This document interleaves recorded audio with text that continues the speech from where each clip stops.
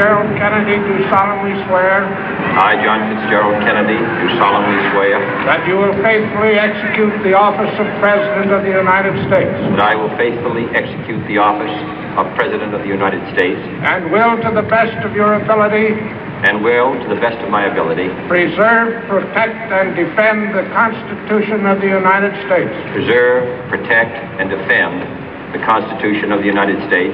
So help you God. So help me God.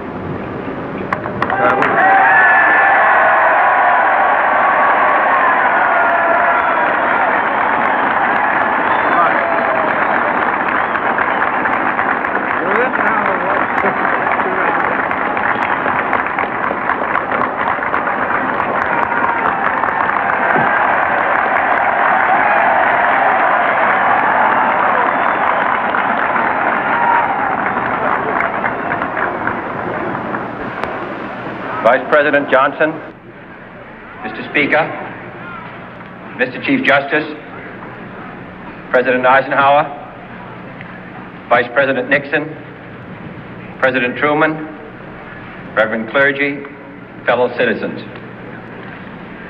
We observe today not a victory of party, but a celebration of freedom, symbolizing an end as well as a beginning, signifying renewal as well as change.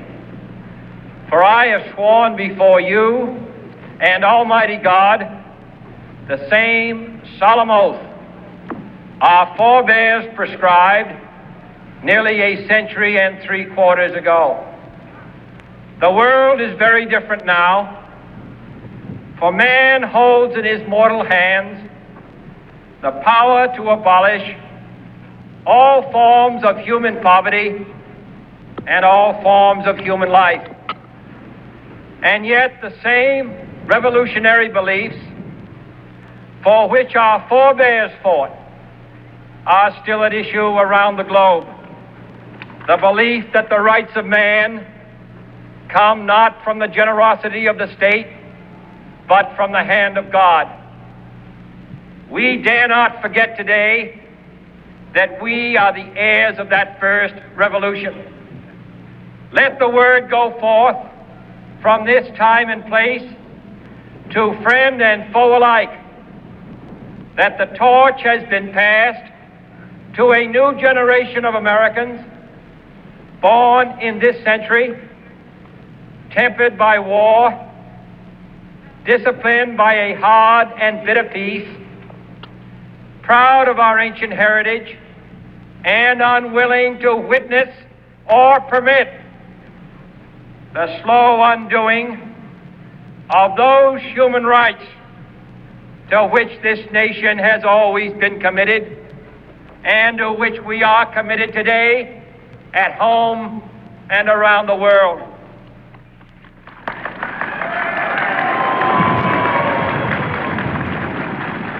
Let every nation know, whether it wishes us well or ill, that we shall pay any price, bear any burden, meet any hardship, support any friend, oppose any foe to assure the survival and the success of liberty.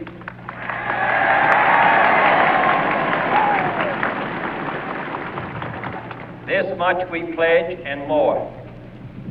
To those old allies whose cultural and spiritual origins we share, we pledge the loyalty of faithful friends. United, there is little we cannot do in a host of cooperative ventures. Divided, there is little we can do, for we dare not meet a powerful challenge at odds and split asunder. To those new states whom we welcome to the ranks of the free, we pledge our word that one form of colonial control shall not have passed away, merely to be replaced by a far more iron tyranny. We shall not always expect to find them supporting our view, but we shall always hope to find them strongly supporting their own freedom, and to remember that in the past, those who foolishly sought power by riding the back of the tiger ended up inside.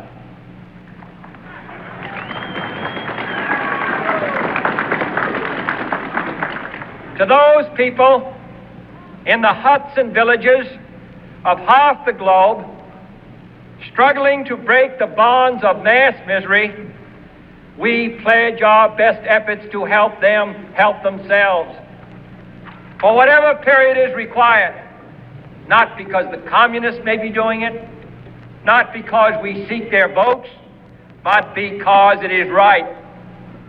If a free society cannot help the many who are poor, it cannot save the few who are rich.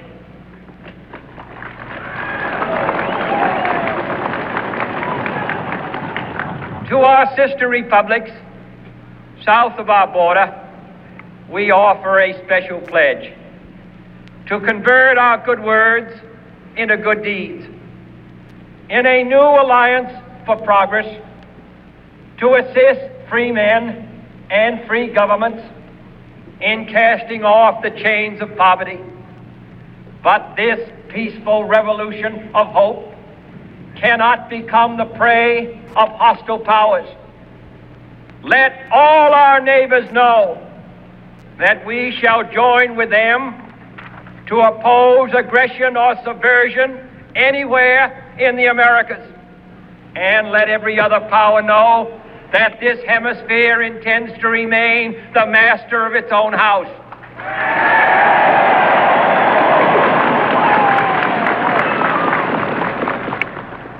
To that World Assembly of Sovereign States, the United Nations, our last best hope, in an age where the instruments of war have far outpaced the instruments of peace, we renew our pledge of support to prevent it from becoming merely a forum for invective, to strengthen its shield of the new and the weak, and to enlarge the area in which its writ may run.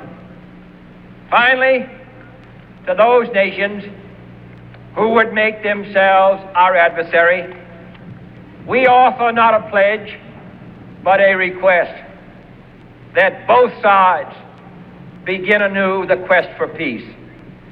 Before the dark powers of destruction, unleashed by science, engulf all humanity in planned or accidental self-destruction, we dare not tempt them with weakness, for only when our arms are sufficient beyond doubt can we be certain beyond doubt that they will never be employed. But neither can two great and powerful groups of nations take comfort from our present course, both sides overburdened by the cost of modern weapons, both rightly alarmed by the steady spread of the deadly atom, yet both racing to alter that uncertain balance of terror that stays the hand of mankind's final war. So let us begin anew, remembering on both sides that civility is not a sign of weakness, and sincerity is always subject to proof. Let us never negotiate out of fear, but let us never fear to negotiate.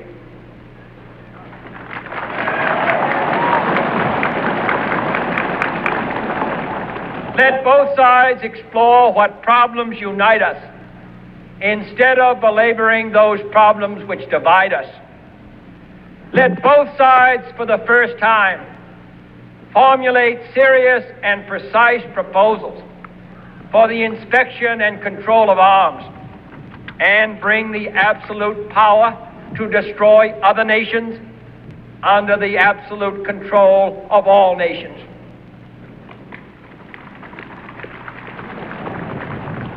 Let both sides seek to invoke the wonders of science instead of its terrors. Together, let us explore the stars, conquer the deserts, eradicate disease, tap the ocean depth, and encourage the arts and commerce. Let both sides unite to heed in all corners of the earth the command of Isaiah to undo the heavy burdens and let the oppressed go free. And if a beachhead of cooperation may push back the jungle of suspicion, let both sides join in creating a new endeavor, not a new balance of power, but a new world of law, where the strong are just and the weak secure and the peace preserved.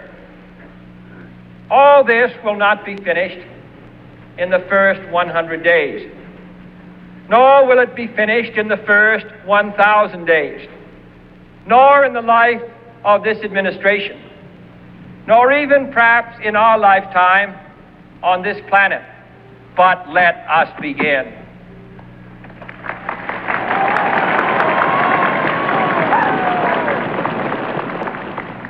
In your hands, my fellow citizens, more than mine, will rest the final success or failure of our course. Since this country was founded, each generation of Americans has been summoned to give testimony to its national loyalty. The graves of young Americans who answered the call to service surround the globe.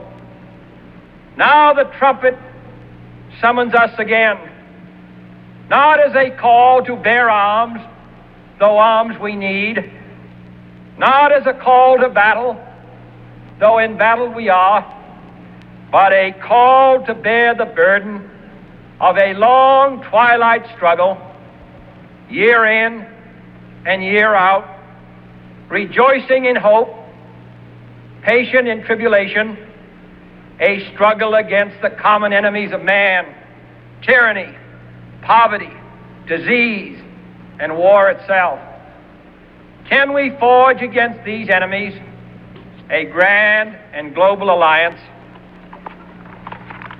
north and south, east and west, that can assure a more fruitful life for all mankind?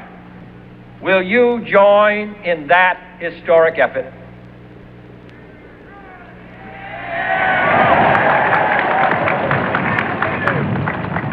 In the long history of the world, only a few generations have been granted the role of defending freedom in its hour of maximum danger. I do not shrink from this responsibility. I welcome it.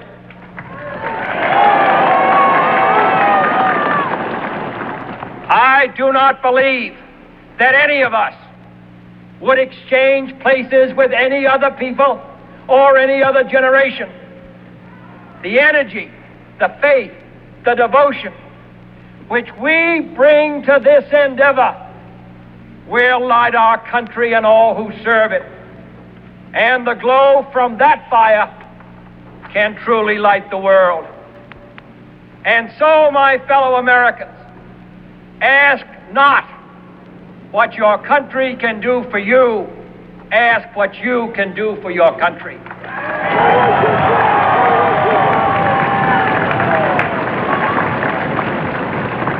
My fellow citizens of the world, ask not what America will do for you, but what together we can do for the freedom of man.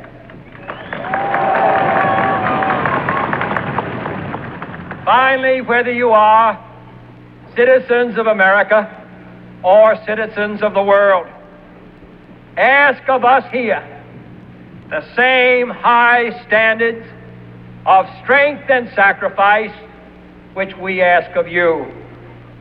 With a good conscience, our only sure reward, with history the final judge of our deeds, let us go forth to lead the land we love, asking His blessing and His help but knowing that here on earth God's work must truly be our own.